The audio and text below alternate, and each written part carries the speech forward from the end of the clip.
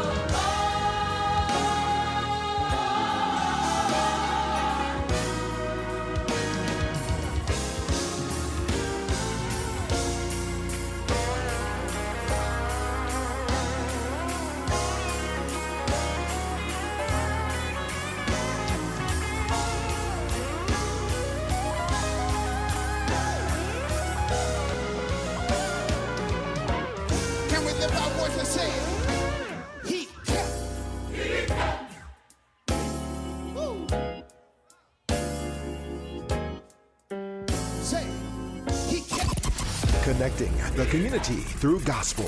The new 107.9 FM, W300EB, Macon, and WDDO 980 AM, Perry, Macon. Connecting the community through gospel. The new 107.9 FM, W300EB, Macon, and WDDO 980 AM, Perry, Macon. The views expressed on this program are not necessarily the views of the Glory 980 AM, the Glory Media Group, LLC, WDDO AM, its staff, management, or advertisers, but are the views and opinions of the participants of the broadcast. Right.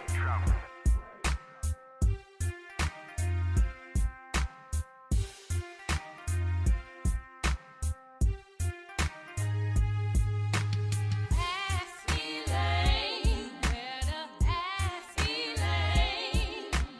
Ask Elaine, where to ask Elaine. Ask Elaine, where to ask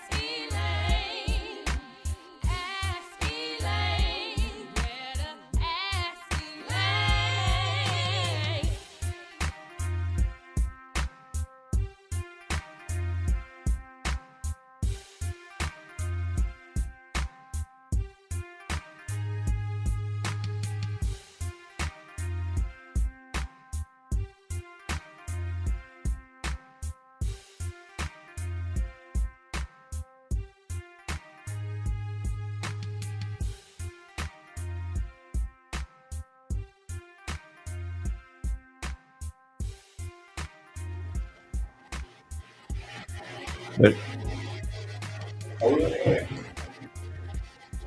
Commissioner. This is the thing. Oh, okay.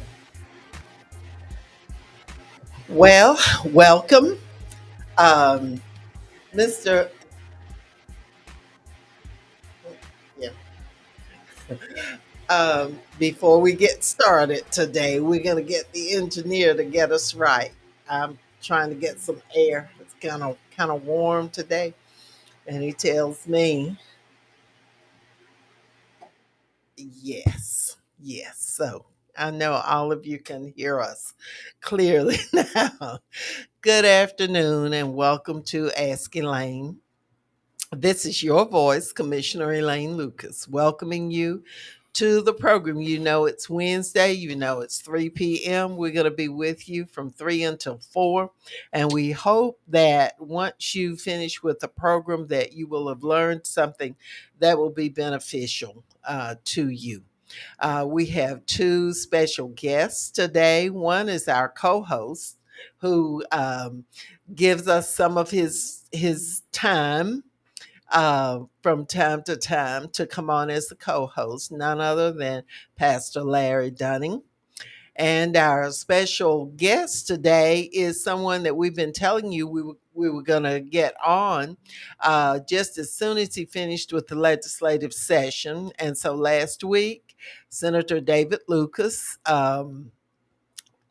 they adjourned. They finished their 40 days of work at the state capitol. And so he's going to be here. We're glad to have him here today.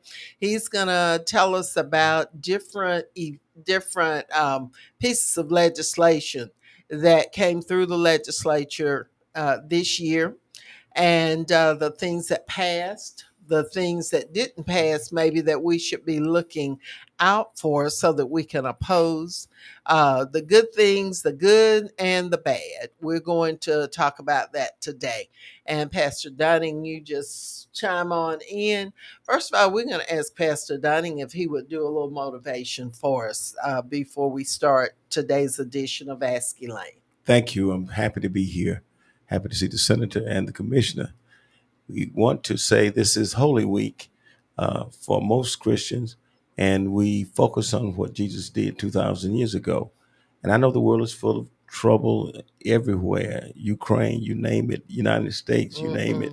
But one thing that the Holy Week does, it gives us another glimpse of God's glory, and it gives us hope. No matter how bad it is, just trust God no matter what. No matter how things get down to you, we still have a God who sits high and looks low, and he is in charge of the universe in spite of some of the people who may not know how good he is. And whatever you are going through, he's going to take you to it, because he never take you to a situation without taking you through a situation. So hang on in there, trust God no matter what. That's wonderful. Thank you so very much. We want to say hello to Harriet Taylor, who has joined us, Overseer Mabel Randall. Good afternoon to you. And as others join us, we will be greeting them. Those of you who have joined us on AM or FM, those who are on Facebook Live, if you would please like and share so that others who might not have remembered that, or might have let something else start taking place and they weren't in place when Ask Elaine first came on. Please remind them, like and share. And as we go through the week, if there's some information that people need to get, would you please continue to share the Ask Elaine program all during the week? Because the information that's good today is good tomorrow and the next day, and people need to hear about it. And we try not to waste your time. We want you to spend this time gathering as much information as you possibly can. So please hit share when if you are here, and we'll acknowledge you as we see you in the chat. I know our statistics man, Mr. Patrick, will be on very soon. And of course, Pastor Lisa and Dr. Butler and all the others that always join us. So, welcome once again to Ask Elaine. On last week, we told you that we were going to attend the next meeting of the Macon Transit Authority. Uh, as of now, we expect that they're going to follow through on increasing the fares, although I think that we have had some good dialogue. We have had a number of the meeting. We showed you some of the pictures from the meeting last week, where we had a packed house. A lot of folks there who spoke. On yesterday evening at the commission meeting, we also had some folks who were there. Pastor Dunning spoke last week and expressed to the transit authority how concerned he was for the people in this community. We've already got a high poverty rate. We've also got a lot of homelessness. We've got 20% of our population with no cars. That's what? Four out of every, or is it five? 4 or 5, 20%. do the math. 20% of our population does not have a car. So we need to have folks on these different boards and groups that are concerned about the people, who keep up with the statistics of what our folks need and what they don't need. And right now, the last thing that our folks need, those who depend on public transportation, the last thing they need is a fare increase. So we are hopeful that the commissioners will weigh in on this, because we are a major funding agency, and it's your tax money that we use to partially fund the Macon Transit Authority. $3.5 million. And last evening, the mayor corrected me, and it's a little more than that. And the federal government matches it dollar for dollar. So that's over $7 million right there. And all that's your money too. The federal money that comes back, the local money that comes back, state grants, federal grants that the Transit Authority has received. I know there's at least another $700,000 that the Transit Authority has received. And so we're going to get a final number. It keeps growing. It keeps growing as we find out more and more about what the Transit Authority gets as far as support. And how dare they impose a fare increase on the folks who are paying already for that service. So we are adamantly opposed. We have over 500 folks who have signed the petitions in opposition to the fare increase, and the number grows every day, both online and on paper. So I wanted to share that with you. And I also wanted to let you know that on last evening at the commission meeting, we were very pleased to approve more street lights for an additional maybe 5 streets. On a previous commission meeting, we approved another 10 streets with multiple lights, some streets that have never had lights, that didn't have any street lights at all. And so all this is intended to increase the safety. We're also approving additional sidewalks, especially around school areas. And for those of you who got your little surprise in the mail, your tickets, we have resolved that issue, and you're now aware that in certain school zones there are cameras that take a picture of you and your car and your tag and everything, and they send you a little surprise, a ticket, $100 ticket in the mail. Someone in this room received one of those. Did you, Reverend? Did you, Reverend? Well, I was talking about the senator, but you too. I just want to be like the senator. That's I all. bet you'll slow down the next time, though, won't you? It was right in front of the church. I thought that was Yeah. holy ground. Well, I tell you, that's a discussion for later on. But we know that you would not want to hit a child That's in true. the school zones. You would not want to hit anybody. So in the school zones, it's 25. The speed limit is 25 anyway, especially during school hours. Those signs have been up for years and years and years. But initially, there was a lot of opposition to the cameras, but as people have become more aware of the situation and have been refreshed on the danger to children and others who are walking in those school zone areas, then more and more people, there have been fewer and fewer people who've had a problem with it. So that was something that I wanted to share with you. The pedestrian safety efforts of your government are continuing, and we are pushing forward. One last thing on pedestrian safety. The commission approved a study which would allow for a review of speeds on all of the streets in Macon-Bibb County. And it also asked that the Georgia Department of Transportation also review the speeds on the state roads, which is where most of the fatalities take place. That's Sherling Drive, that's Gray Highway, that's Eisenhower Parkway, that's Pine Avenue.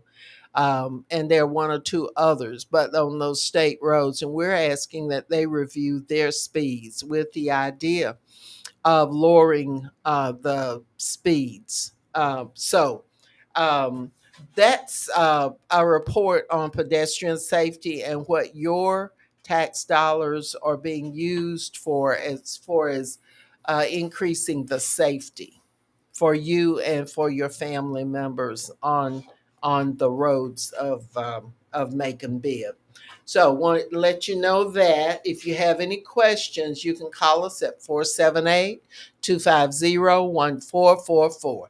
Now, we'll go to our guest and Mr. Co-host, Pastor Dunning. Just chime in whenever you have a question that you want to inject in here. Senator Lucas, welcome back home from Atlanta. It's 40 days. Tell us just a little bit about the setup, the way that the legislature is set up, the membership, and generally how that works.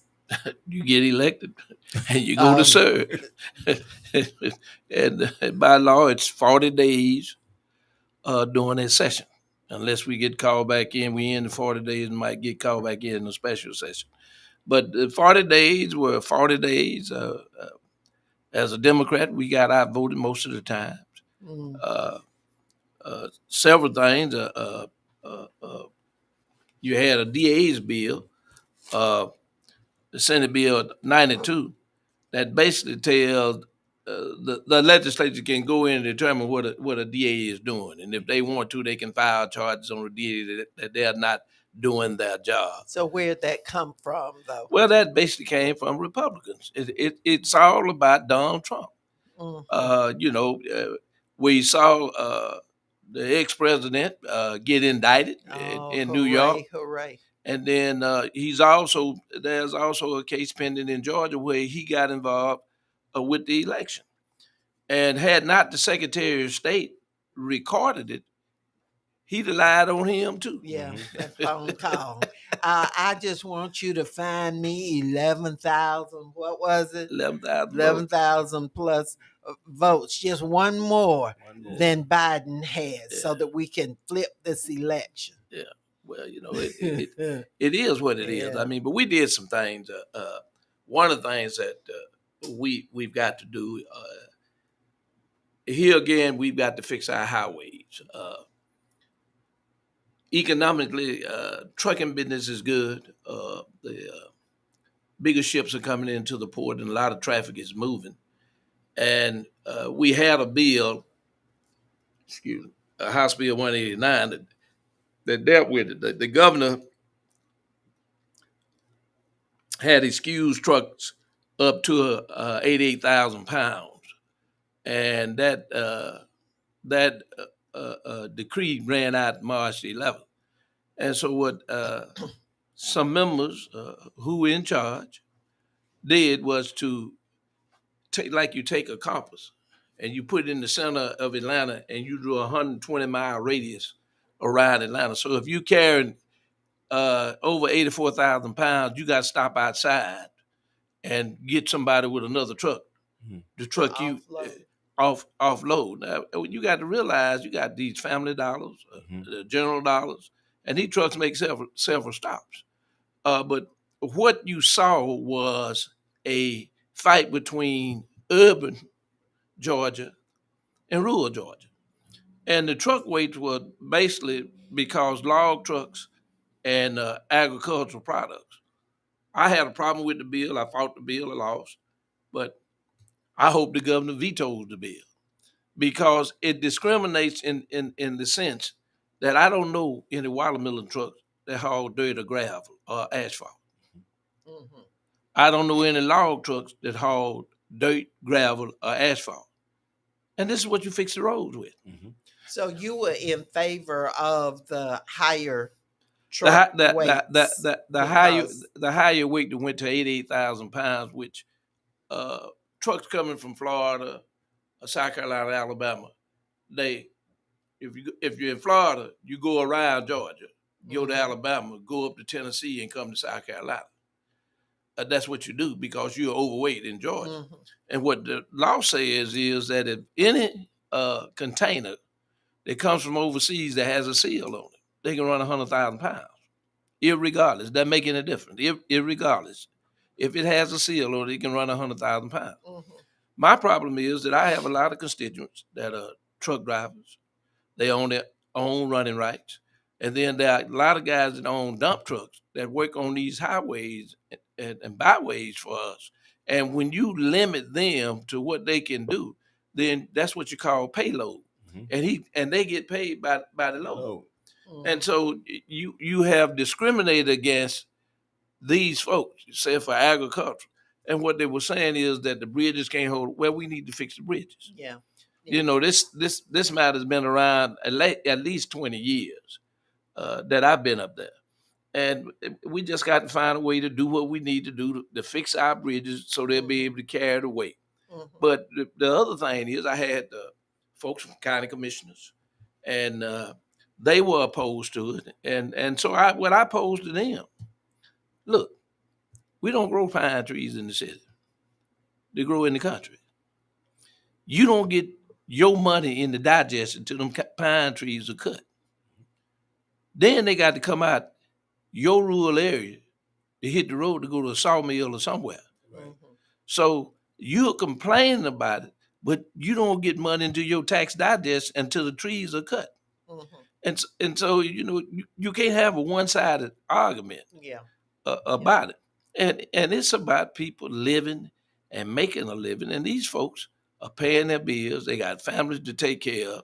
And I just thought it was discriminatory to do for agricultural products and not give dump trucks, folks that haul over the road, the same opportunity to make money as everybody else. And I just hope the governor's vetoed the bill. Okay, so there definitely, I had not thought about some of the points that you've made on that. We will follow that and see what happens. We want to welcome Miss Janelle Mathis and Miss Harriet Taylor and Mabel Randall, Overseer Mabel Randall, to the program. Y'all please like and share to let everybody know that Ask Elaine is on. This is your voice, Commissioner Elaine Lucas, welcoming you once again to Ask Elaine. And y'all please, Ms. Sherry Shannon Miller has joined us. Good afternoon to you and Reb. We're glad to have you on. If you have a question, if you'll call us at 478-250-1444, we'll be glad. We have our own co-host, Pastor Larry Dunning, with us today. And we have our own Senator David E. Lucas Sr., who just finished the 40-day legislative session in the Senate. We want to ask you about the progress on the interchange. 7516, it just looks so different than the two lanes going east and the two lanes going North and west. south, There's yeah. a whole there's a whole lot of difference there. Tell us about how much money. Tell us any other information that you want to tell us about that. How long it's going to take before it's finished. Probably another 5 years. Really? There are several contracts that have to be let. If you notice, when you're coming across Second Street, if you notice they're building a way to get on the Second Street Bridge. Yeah. If you're coming if you're going east Mhm. on a 16, but several other contracts have got to be let on that particular project. That project was a total of $619 million. Oh goodness. And It's a lot. we're doing it, and also we're looking at a third lane because Mhm. of the traffic coming out of the Port of Savannah. I've heard you say that the engineer, the chief engineer, the person who's in charge of that is a black man. Is that correct? Now Who is the person? There is one. DOT, the commissioner is in charge of all of it. We have a local engineer who is black that works for DOT, Uh-huh. but no, he's not in charge Well, of that we're entire proud project. of. We know he's in charge of a lot, and he's worked with local government on coming up with some changes for a gray highway that people are going to see very, very soon to make it safer. And so we are real happy with him. And I'm always proud when there are black people that are out there. We always have to show, we have to overdo to make sure people understand that we are competent, because they don't automatically look at what's happening with the questioning of the DA in New York, the one who has filed the indictments against prisoner Trump. He's not a prisoner. You got to understand one thing. He's a prisoner to me. I just wanted to see He's the orange. innocent. He's innocent to proven guilty. He's just as guilty as he can be. But You know it. even if convicted, you have to understand It's a difference. he was not impeached, which means as an ex-president carries Secret Service with it. So if you put him in prison, you're gonna put some cells in for the Secret Service for him to spend the night. So it's complicated. I know it's complicated. He won't be in. He There won't be is in a a cell. way. He won't be in a cell. He might be locked up in his house, somewhere with an ankle monitor on him where he can't go nowhere. I want him in a cell just like you or me or Reb or any of us would be. Welcome, Mr. Cotton.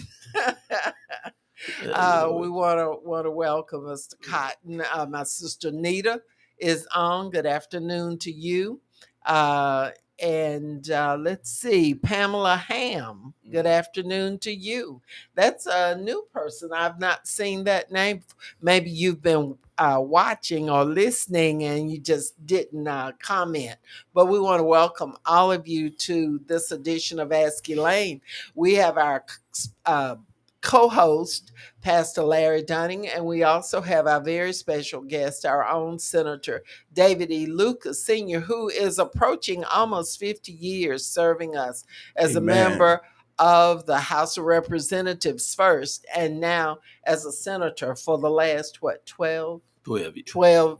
years, who will reach that milestone in a couple more years. You're the longest serving now, aren't you? I am. Is the longest Congratulations. serving. Thank you. Can I ask you a question, Commissioner? Go ahead. Well, first of all, I want to highlight your wife. She did a super job at the Macon Transit Authority. She speaks for us, and she always put her life on the line and say a good word. But I want to question: did you say that trucks coming from the port has a higher limit than If they are sealed, if they have a seal on that you can't break? In other words, not one you can go put up thing, but it has a seal on it with a wire and a lock and everything. If they come in, it can come in from Taiwan. It can go up the road 100,000 pounds. Period. But if the issue is the load Wait. for the bridge, what difference does it make if it's from Taiwan? That's exactly what I'm saying. Mhm. But if it's sealed, it can run 100,000 pounds. Mhm. But what you're doing, you're limiting to 84,000. In other states, Florida, South Carolina, Alabama, they're at 88,000. And so we've got to change. And of course, the bridges, you got some bridges built back in the 50s. Oh yeah. But the problem is we've got to do what we need to do. And that is a way of finding funds to do transportation. A couple of years ago when Nathan Deal was in office, we did $1 billion transportation bill. If you notice, it was $5 added to hotel rooms in order to take money to fix our roads. But we've got so many issues. When you look at it, I was getting phone calls at 9, 10 o'clock at night from funeral directors who were saying that, look, we can't bury these folks because we can't get a death certificate because it was a homicide. Anytime it's a homicide, then there has to be a pathology report, and we were taking folks to Atlanta. Well, now we're starting in April. We got a medical examiner in the crime lab in Macon, Georgia. Well, tell us how that worked, because Leon Jones and some other folks were very upset because there was a danger of no longer having the crime lab. Well, they So wanted to close it, and I refused to allow them to close it. Several years ago when I was in the House, I put the money in the budget to build a crime lab here in Macon. I remember. And yeah. the problem was medical examiners, what we call pathologists.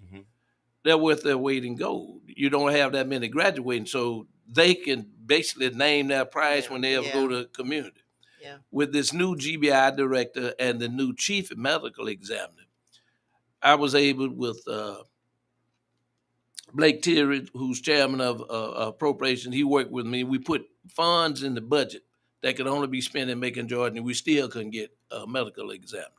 So this time, as we met on appropriations, we sat down, myself, Blake Tillery, Senator Williams,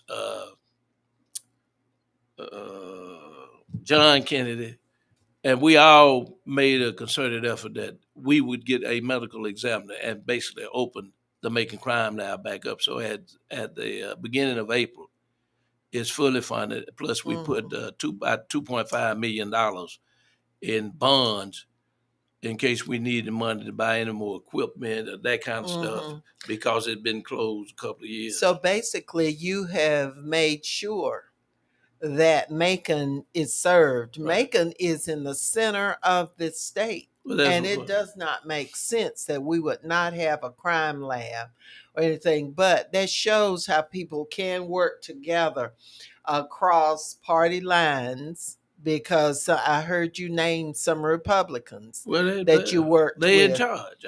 So- We're some of them. So that is a philosophy that I think in certain situations you have to adopt, Yeah. because if you're trying to get things done for the people that you represent, you have to decide what's more important, your own party or whatever it is, or getting that Well, they done. were getting the same phone calls I was getting. And so we finally, because if you were in South Georgia, you would have to leave 4 days in the morning just to get up there before the crime lab in Atlanta closed. So it makes a difference. It makes a difference on death certificates, because that's the only way the insurance company pay off, is that they got a death certificate to the family and those folks. But we had several issues. The Board of Regents is one issue. There was a bill done that said that they couldn't up the tuition without us approving it. That bill is going to be vetoed by the governor. The Board of Regents was constitutionally set up. So when you give the Board of Regents money, it's like a block grant. They don't have to give it to the school that you say you want it to go to. They can give it to the school they want. They have that kind of autonomy. Yeah. And the former governor, who later served Purdue, who Yeah. later served in the Trump administration, Yeah. is head of the Board of Regents. Yeah, he is the Chancellor. chancellor. But you know, it's all about money. We looked at the problem we have with Augusta Medical College. Did not know they had money problems. And found out during the appropriations process. And then, of course, we had the problem with Wellstar, which closed 2 hospitals up in Atlanta. Yeah. And they are supposed to be getting a deal with Augusta Medical College. And so in the supplemental, there was $105 million that was put in the budget so that they could get their systems integrated with Augusta Medical College. But the question was, you had some doctors down there making $1.6 million. Well, who's going to pick up that expense? Are we going to pick it up through the regions, or is Wellstar going to pick it up? So those arguments occurred while we're in session. So you looking at the various things that a lot of folks don't understand what happens, but it's about votes. And for a minute, I didn't know whether we were going to get out of session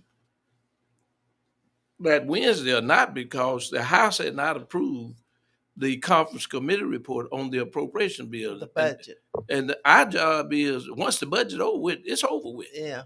You know, we didn't know whether they were going to approve the budget because a lot of them were having problems with the budget because of the Wellstar issue and the hospitals closing in Atlanta and them going down and getting a deal with Augusta Medical College, as well as building a hospital over in Columbia County, right next to Richmond County. Patrick has posted in the chat a link to an article. The bill limiting Georgia Board of Regents' authority to raise tuitions is vetoed by Governor Brian Kemp. And so, and Wade Horton gives us hand claps to some of the information that's being shared on here. Wade, as many of you know, is that champion for the bus riders, the folks who have to depend on public transportation. Wade is a retired, disabled former sheriff's deputy. He has visual impairment, but Wade is at every meeting of the commission. He takes the paratransit bus. Wade also is he's at the commission meeting, and he's also at the Macon Transit Authority and speaks every time with a visual impairment. Now, what is your excuse? Hello. Well, you know, what is your excuse? You got to realize that during this COVID experience, there was a lot of federal money that came down, CARES money, all of that money. Of money. And part of the problem is you raising fares, but the people who are using the transit have not had an increase in salary. That's correct, Senator. Bread has gone up, and your salary hadn't gone up. Right. And so you've got to look at who you're serving. And the transit authority gets millions of dollars. Yeah. And so when you doing it, you got to make sure you put folks on who understand what they're doing when they go serve on the transit authority, not to go along to get along. Right. And so that's part of the problem here in Macon. It is. That those folks who actually have a voice, who are elected, they're elected from districts. They are elected to represent those folks. And then when you don't speak, the problem I have, are you scared? And if you're scared, then you ought to let us know you're scared. Yeah. So we know not to elect you. That's right. That's part of being informed and being involved.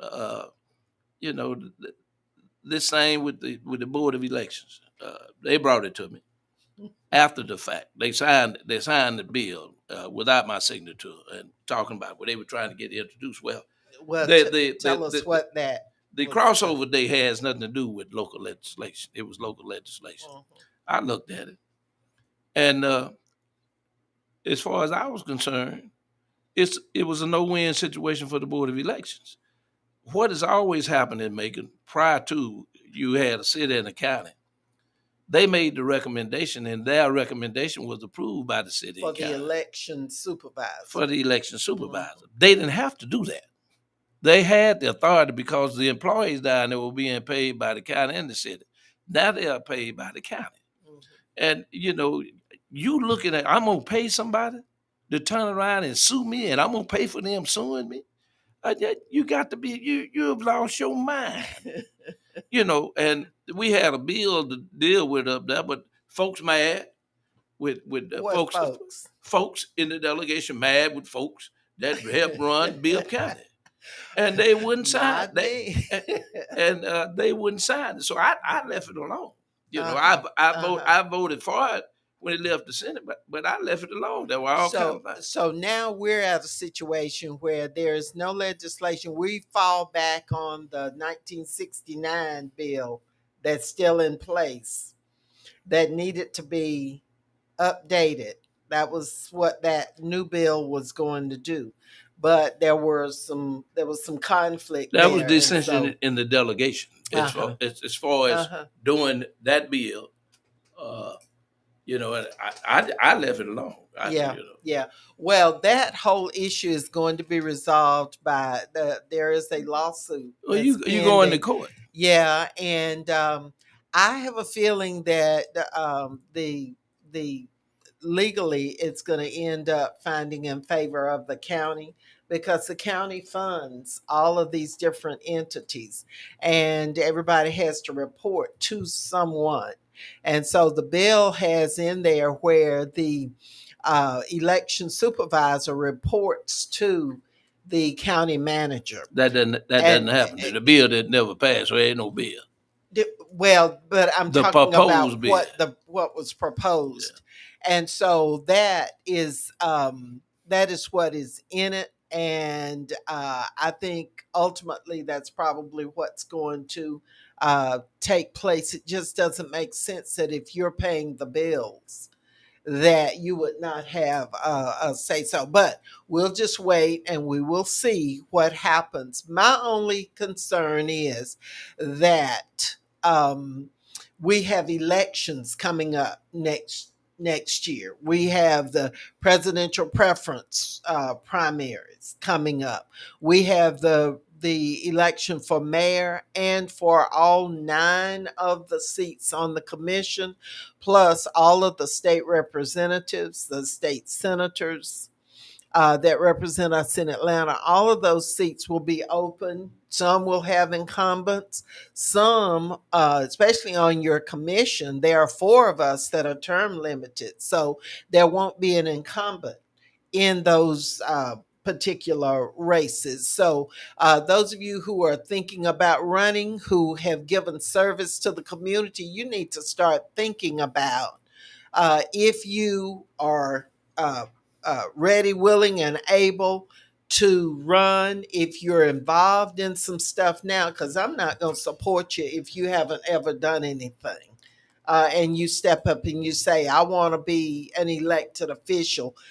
Just because you want your name out there or you want to be on TV or whatever, that's the least part of this. It's about service. And so, but the part that bothers me is that we do have these elections coming up, and we do need to have a solid group of folks who are working our elections. We need to have an election supervisor who is well equipped to handle all of those elections and well equipped to supervise all of the folks who are working to make sure that we have problem-free elections next year. And then, of course, you have the presidential election in November where you have Democrats facing Republican. I do feel like it will be President Biden who needs to be reelected. All this money, that's $77 million that we've gotten so far from Biden legislation, and we're going to put a crook against him, and the crook may win. We better get a grip. Everybody that I can find to try and register them. If you need to register to vote, call me. and we will get you registered. And don't put it off. Don't put it off. Patrick has posted a link to the story, makeabiv.us Board of Elections. Mr. Cotton says that the Board of Elections legislation needs to be updated. He's agreeing with your position on that. He also says, tell the truth, tell the truth. He's agreeing with the things that we've been saying on here. So, Patrick, I think I've made reference to all of the posts that you have put on here. We want to welcome all of you to Ask Elaine. This time goes by so fast. Our special co-host is none other than Pastor Larry Dunning, and our special guest is Senator David E. Lucas, who just finished the 40-day session of the Georgia General Assembly, and he's been giving us an update on some important pieces of legislation. Pastor Dunning, you have a question? I Because I just want want to to ask one other one question thing. about, we're so close to Atlanta. We go to the airport there, we drive through it, and we start getting traffic just north of Forsyth. Forsyth, yeah. Is there anything on the table to help us with trying to get to Atlanta? I know you go. No, I understand what you're saying. I leave He early takes in the the morning, express, and you take and, the express line. and all you gotta do is have a truck break, and you can't get there in time. That's true. There has been some discussion about a Amtrak type train, but there's no money available because you got to find a way. If you're gonna do it, you got to have continuing sources in order to make it work. Now, the legislators up in northern part of the country fixed it. They got Amtrak running. So they worked on that. We in the South wasn't thinking about that Amtrak or anything else. We used to have the Nancy Hank that you used to could take to Miami. I used to ride when I was a little boy, but they've cut it out.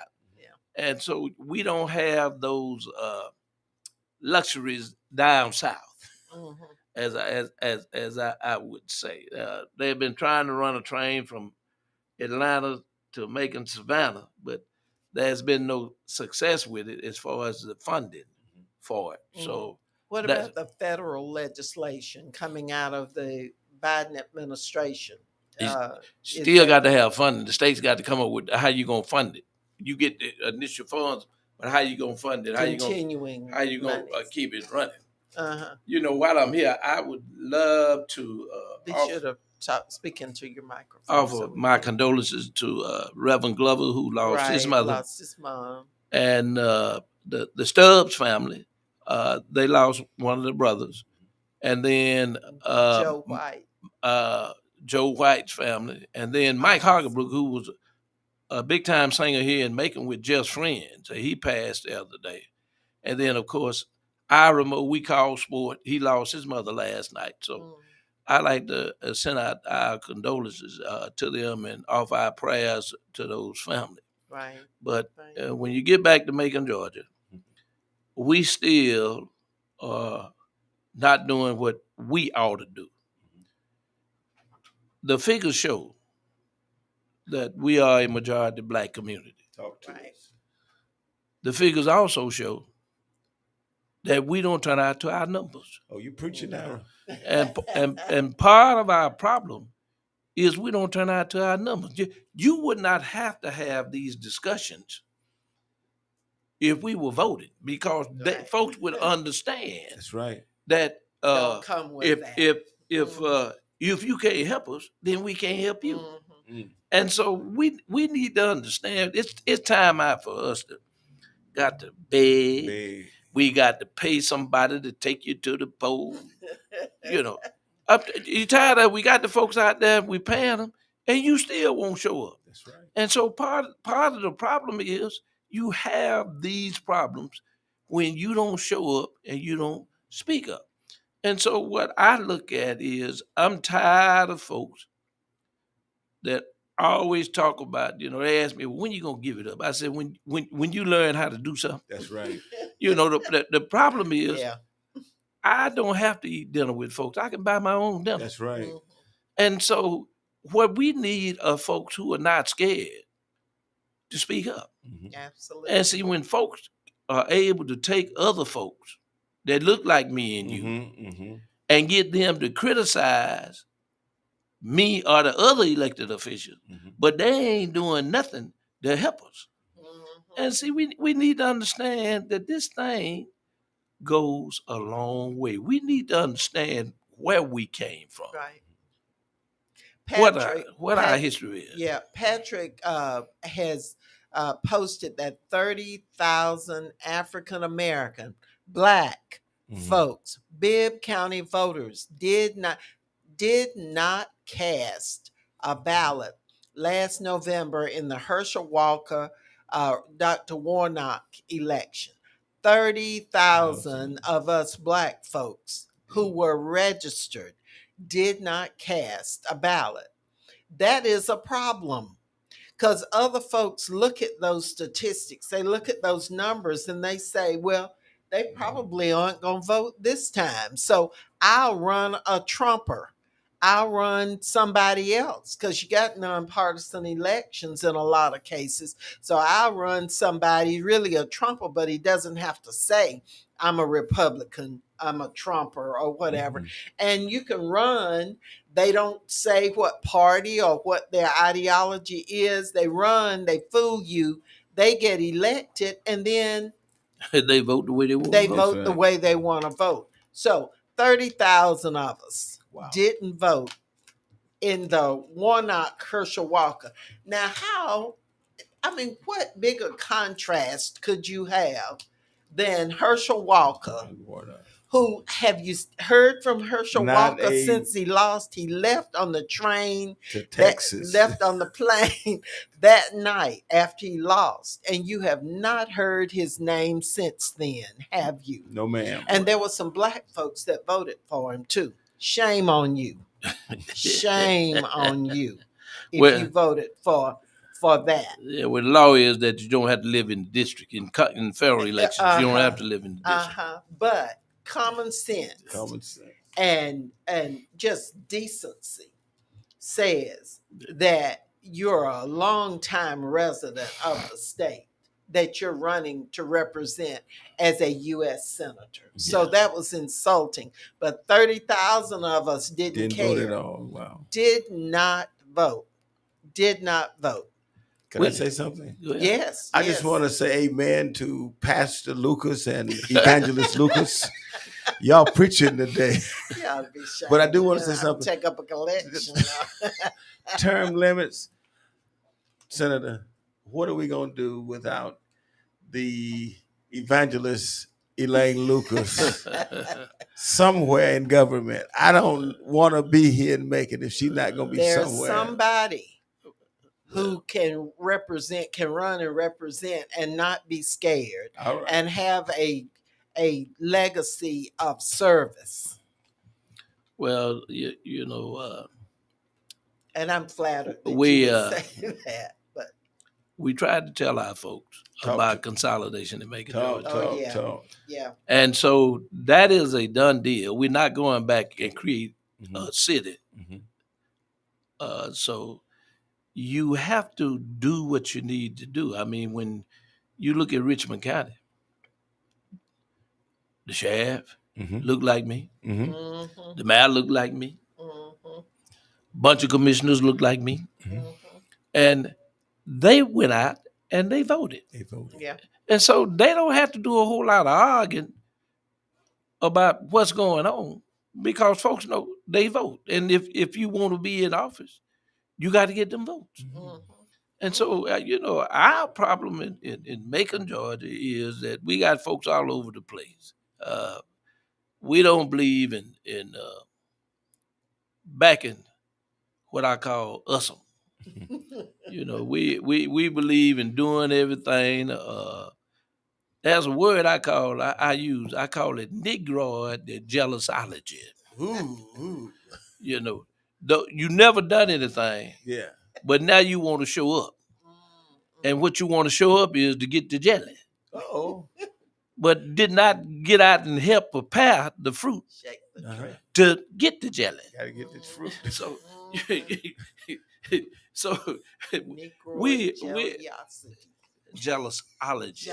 Jealousology. Yeah, you know, I look at it. I say it sometimes, and people grin and laugh. They go writing it down, but I look at how we treat one another. That's right. You We're know, killing each other. First of all, our young are just killing each other. well, you know, It's a shame. Eddie Smith said something one time. I heard him speak at the Reverend Rains Church one time, and he said we don't love one another, Mm. and that is very true. Mm-hmm.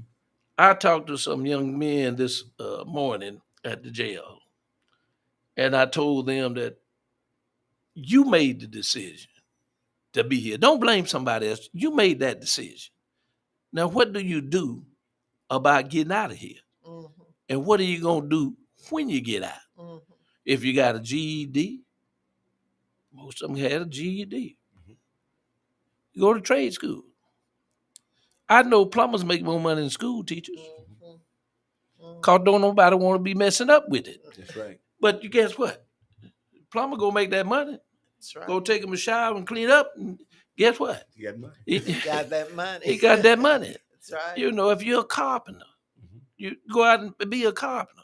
Trades afford an opportunity. You just don't have the holidays like school teachers have. You got a But holiday for this, a holiday for that, and that. You don't have that. But you can make good money. Mhm. But the best thing about it, you don't have to look over your shoulder. Mhm. You don't have to look and see if the man coming to get me. Mhm. And when you take these young kids, I was out in Peach Orchard the other day. I going out to see about a truck of mine, and I saw the young black guy. Didn't look no more about 19 years old, walking down the middle of the street with a pistol with a clip hanging out the pocket. And you know, and I disagree with Governor Kemp letting everybody get a gun. I disagree. I disagree with him when he passed it.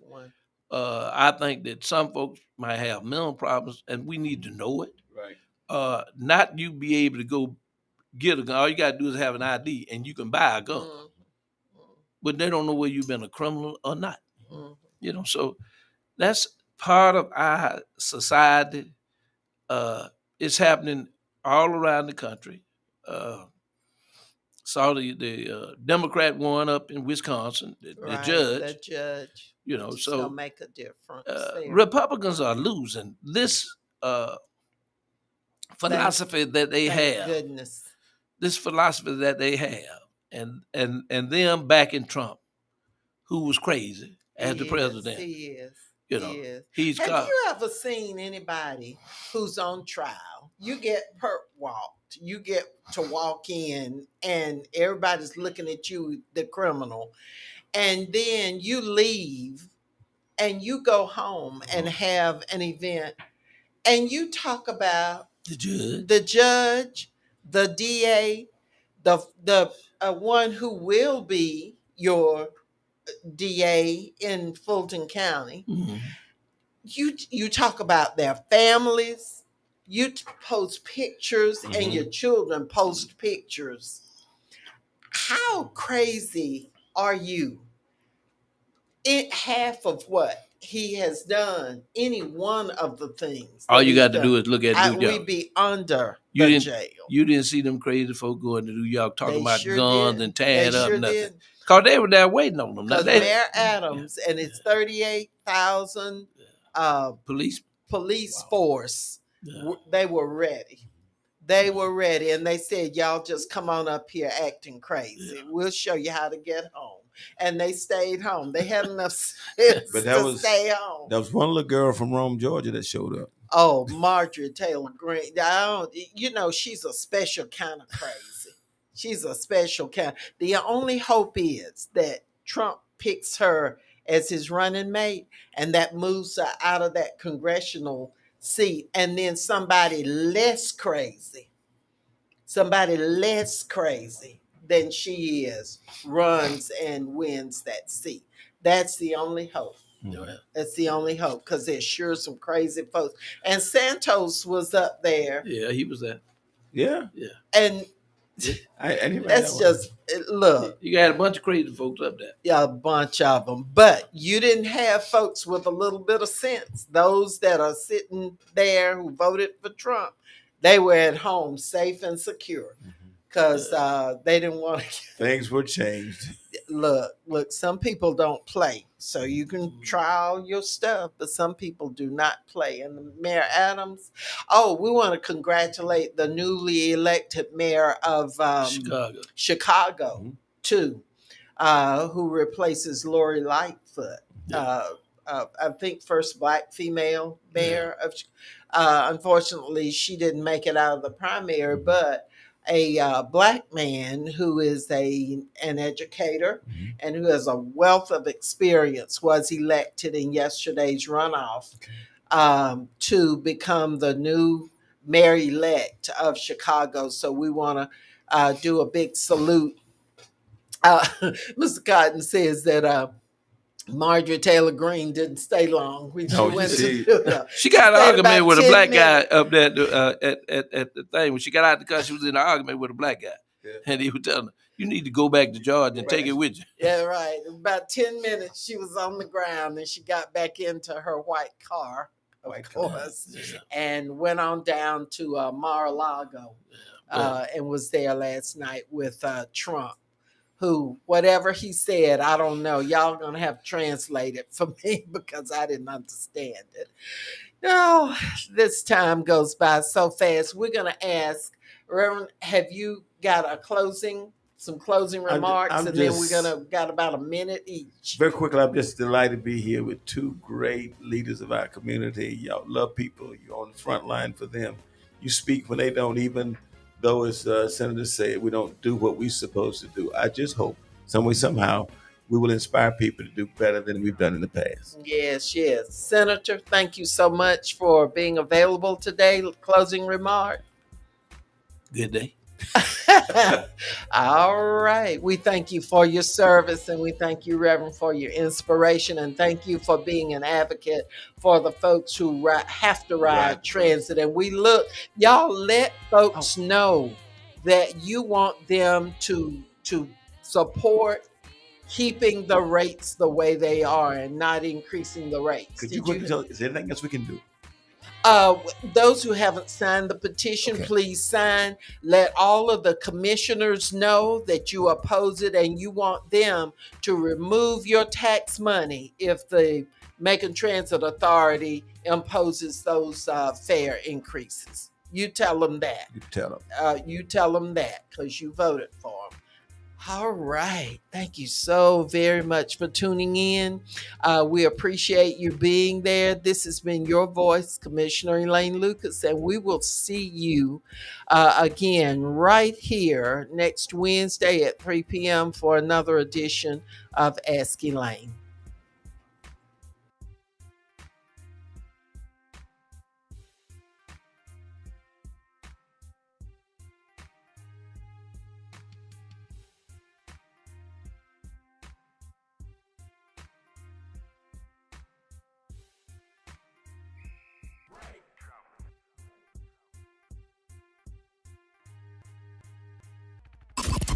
Connecting the community through gospel. The new 107.9 FM, W300EB. Macon and